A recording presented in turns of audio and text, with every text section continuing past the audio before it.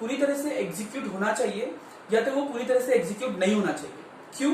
क्योंकि दोनों भी कंडीशन में मेरा डेटाबेस कंसिस्टेंट ही रहेगा। अगर एग्जीक्यूशन होता है पूरी तरह से तो भी कंसिस्टेंट है, अगर एग्जीक्यूशन नहीं होता है पूरी तरह से तो भी वो कंसिस्टेंट है। बराबर, इसका बीच का जो पार्ट है ना, that will make my database as inconsistent. मतलब यहां से ट्रांजैक्शन हुआ सामने वाले के अकाउंट में, यहां से पैसा कटा लेकिन वहां पे ऐड नहीं हुआ, बराबर, या फिर वहां पे ऐड हो गया लेकिन यहां पे पैसा नहीं कटा, ये इनकंसिस्टेंट है।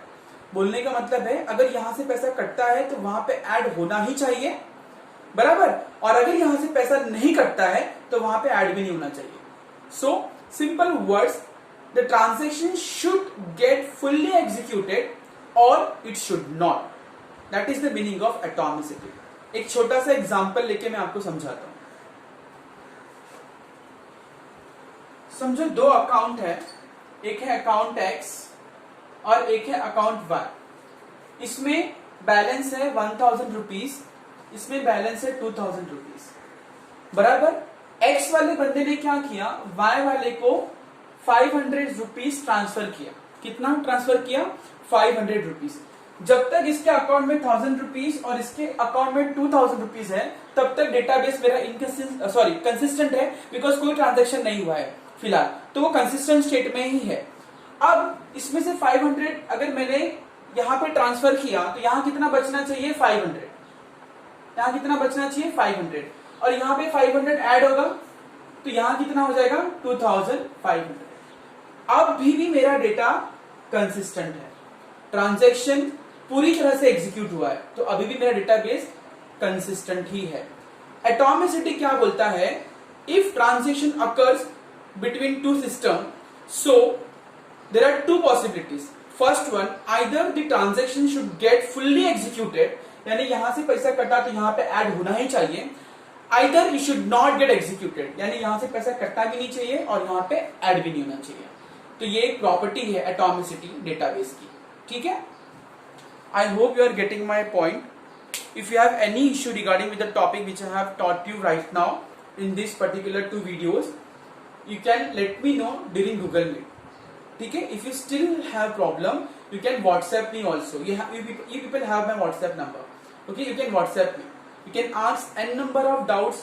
ठीक है? जब तक आपको टॉपिक नहीं समझ में आता है, लेकिन प्लीज टॉपिक को समझो, टॉपिक को रट्टा मत मारो। रट्टा मारने वाले ज्यादा देर तक नहीं टिक पाते, वो बीच में कभी ना कभी तो फंसते हैं।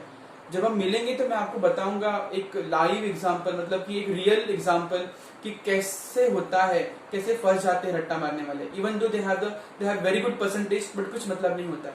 एंट्री तो हो जाती है कहीं पर भी मेरिट के हिसाब से, लेकिन आगे कुछ नहीं कर पाते। रट्टा नहीं मारना है, आपको थोड़ा ही समझ में आए चलेगा, लेकिन आपको समझ के ही करना है, बिल्कुल भी रट्टा नहीं मारना है। आई हेल्प यू कि आपको टॉपिक समझ में आए। अगर आपको नहीं समझ में आएगा आप मुझे बोलो, आई गिव अनदर एग्जाम्पल, ठीक है। उसमें नहीं समझा तो दूसरा एग्जाम्पल, उसमें नहीं समझा तो तीसरा एग्जाम्पल, या फिर क्या बोलते हैं कोई और technique, but I will make sure कि आपको टॉपिक समझ में आए ही। आपके दिमाग में थोड़ा सा भी डाउट हुआ टॉपिक को लेके तो डाउट लेके आगे मत बढ़ो, क्योंकि स्टार्टिंग में थोड़ा डाउट रहता है, फिर वो बढ़ते जाता है, बढ़ते जाता है, बढ़ते जाता है, बढ़ते जाता है, और फिर एक बल्ज क्रिएट हो जाता है, और फिर हमें समझ में नहीं आता कि क्या चल रहा है। बराबर, in RDBMS all the topics are interconnected. कहीं पर भी उठकर कहीं से भी कुछ भी आएगा, तो अगर आपको उस वक्त नहीं समझा कि वो क्या है तो आपको आगे भी नहीं समझेगा। दिखने में चैप्टर सिंपल लगता है, लेकिन जब तक चैप्टर को, उसके अंदर की टॉपिक्स को ब्रेक ना किया जाए, एक एक वर्ड का मीनिंग ना समझ में आए, तब तक कुछ मतलब नहीं है। समझ में आ रहा है? People get fail in RDBMS also if they are not getting the concept. रट्टा नहीं मार सकते, ये लॉजिकल सब्जेक्ट है, थियोरटिकल सब्जेक्ट बिल्कुल भी नहीं है। तो आपको समझ के करना है। अगर आपको नहीं समझा, it's a humble request, I can disturb me more than 1000 time, more than 1 lakh time. आपको जितना डिस्टर्ब करना है आप बिंदास डिस्टर्ब करो। मुझे पढ़ाई के रिलेटेड डिस्टर्ब किया तो मुझे बिल्कुल भी तकलीफ नहीं होती है, बट टॉपिक समझ के करो। ओके, आई होप ये जो भी चीजें एक्सप्लेन हो रही है इसका आप एक रफ नोट बना के रखो, तो आपको समझने में भी इजी पड़ेगा कि क्या चल रहा है। मैं आपको बाद में, एक बार चैप्टर खत्म हो जाएगा तो मैं आपको बाद में एक अच्छे से नोट बना के देता हूँ PDF, आप वो घर पे पढ़ो लाइन बाय लाइन। नहीं समझा you can ask me doubt, most welcome for the doubt. Before living I would like to tell you that what we are going to study in next video. Okay.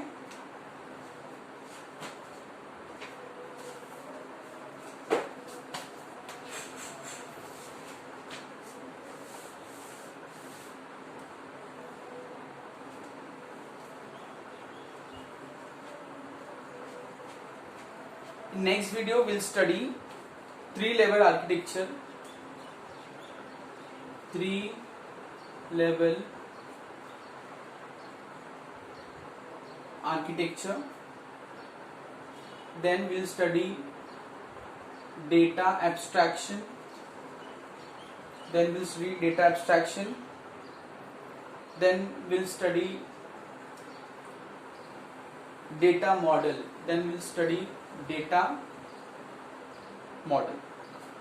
Okay, this we are going to cover in next video.